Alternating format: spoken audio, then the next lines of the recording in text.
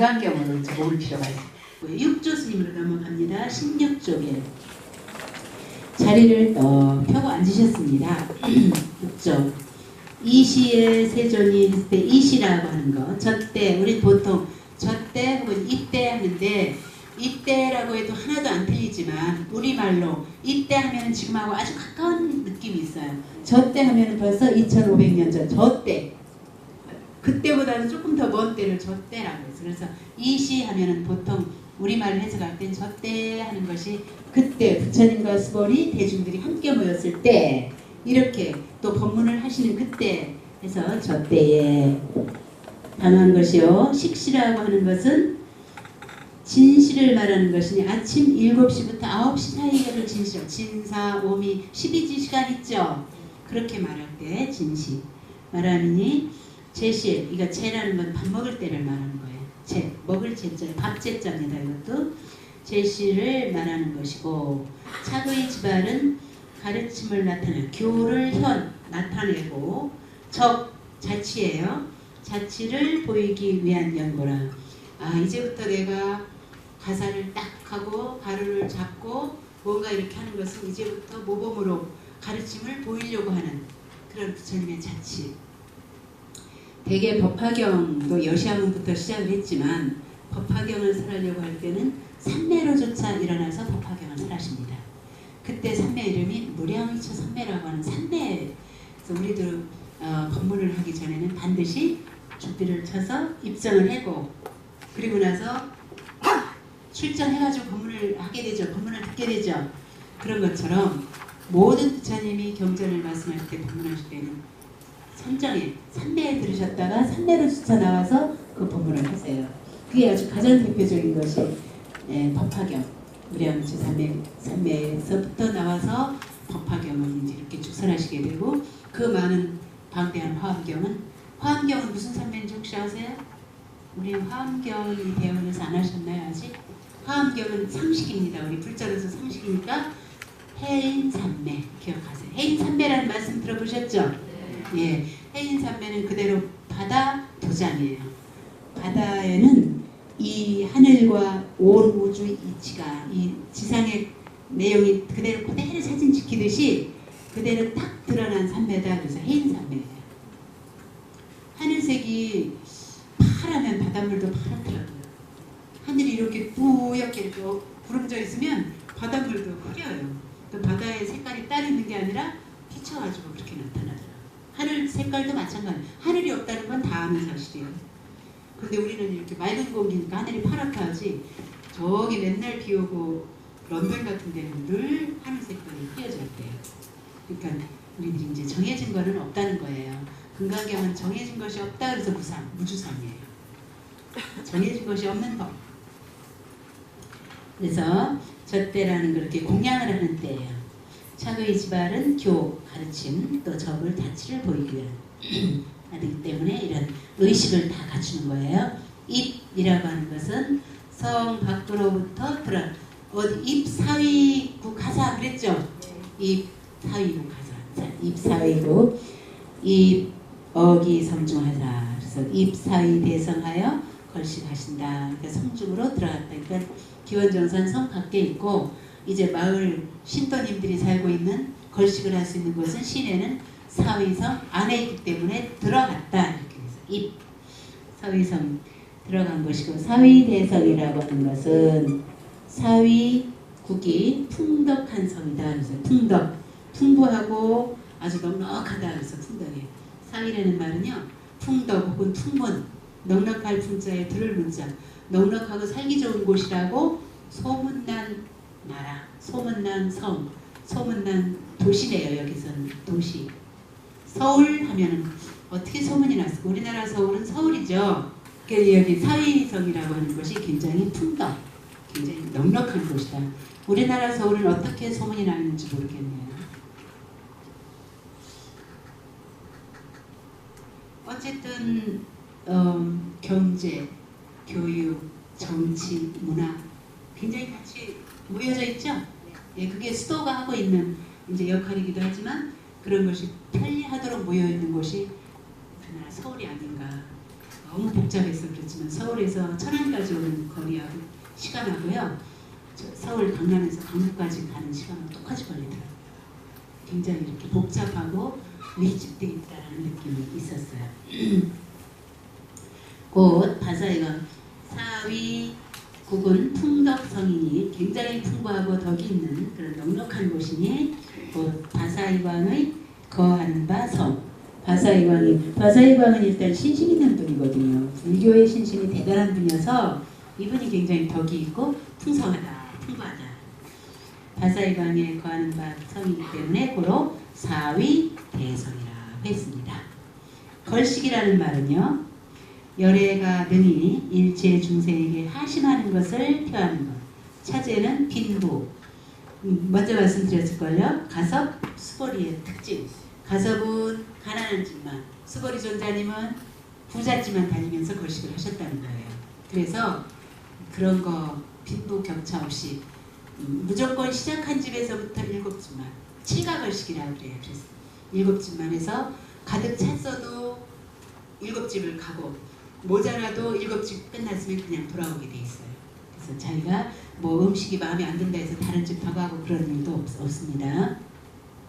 빈부를 가리지 않고 평등하게 교화하는 의미로 이제 걸식을 합니다.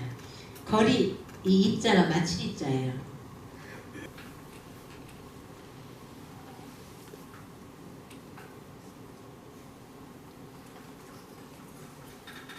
이건 반만 올라갔고, 이거 완전 올라갔고 하나도 안 올라갔죠. 네. 어떻게 구별하세요? 하는 시간은 아니지만 여기 거리입니다. 제일 위쪽에 있는 게 무슨 글자죠? 몸기, 자기예요. 예, 몸이라고 하는 거고요. 거기 중간 올라간 게 여기서 말한 이미 예, 마쳤다, 이미 끝났다. 거리, 걸식하여 마쳤다 이자예요. 마치 이자고 저 위에 완전히 올라갔죠. 사자죠. 그래서 그런 글자는 아주 혹시 오타로 나올 수도 있고 그러니까 그런 좀 구별을 해놓으시면 좋을 것 같네요. 걸식하여 마치시고 거리 라 하면 저 다 많이 빌었어요. 밥을 많이 빌어왔어요. 많이 빌은 것이 불과 칠가이니 걸식하는 것은 7집을 지나지 않는다. 불과에 7집을 지나지 않으니 칠가수가 가득 차면 7집이 딱 되면 다시 나머지 집에 이르지 않는다. 나머지 집에 가지 않는다. 다소 음식이 마음에 안 들더라도 혹은 다소 그릇에 차지 않았더라도 더 가지 않고 7집만 가면 딱 끝난다. 또 한지본처, 잘 보세요. 한지본처라는 것은 부처님의 뜻이 모든 비구를 제어하사, 제어하는 것은 이렇게 잘 일러주시는 거예요. 줄 서주는 거죠. 그러니까 정리해 주시는 거죠. 부처님의 뜻이 모든 비구를 제어하사 청소를 제한 밖에는, 청소라는 건 어디 공양하러 오세요 하고 이렇게 뭐죠? 공양청 받는 거. 공양 청하지도 않았는데 내가 필요하다고 쫓아가는 법은 없습니다. 아마 여기 신도님들이시지만은 어떤 스님이 우리 집에 오세요도 안 했는데 밥 좀 한 끼 주세요 하고 쫓아가는 스님 만난 적 있으세요? 절대 그런 일은 없을 거예요. 그렇게 오면 저는 교회 갑니다. 그러고 그 스님을 거부하세요. 그럴 정도로 우리나라는 그런 걸식 문화가 없어졌어요. 금하고 있습니다. 걸식 문화는 금하고 있고 그렇게 또 다니는 스님들은 이런 옷을 사칭 이제 막 머리만 깎고 이런 멋모르고 이상한 거 입고 그렇게 막 빌려 다니는 경우가 있는데 그런 건 안 된다는 거예요. 그렇게 하지 않도록 돼 있으니까 이제 불자님들도 그런 걸 잘 알고 모르겠습니다. 정식으로 자비탁발 종단적으로 탁발 행사가 있고 문사 같은 경우 1년에 한 번씩 반드시 그런 그 탁발의 경험을 하고 졸업을 하게 돼 있기 때문에 그렇게 탁발하는 스님들은 당연히 우리가 거기 협조도 같이 하고 할 필요가 있지만 그런 일은 없을 거예요. 초청도 안 했는데 그 집에 불쑥하는 일은 없을 겁니다. 모든 비구를 제어하기 위해서 청소, 이게 청소라는 건 이렇게 초청에 불을 모시는 거예요. 그런 것을 제한 밖에는 백의가에 향하지 않는다. 보세요, 여기도. 백의가라는 건 신도님 댁을 백의가 신도죠. 예, 그런 일반 집에 가지 않게 향하지 못하게 한 연골이라 아무 때나 일반 집에 가서 출가 수행자가 같이 올리거나 이러면 이게 도심이 선물어져서 안 되거든요. 세조 발을 씻었다고 하는 것은 열애가 시연하기를 시연하는 건 모범으로 보여주는 걸 시연이라고 합니다.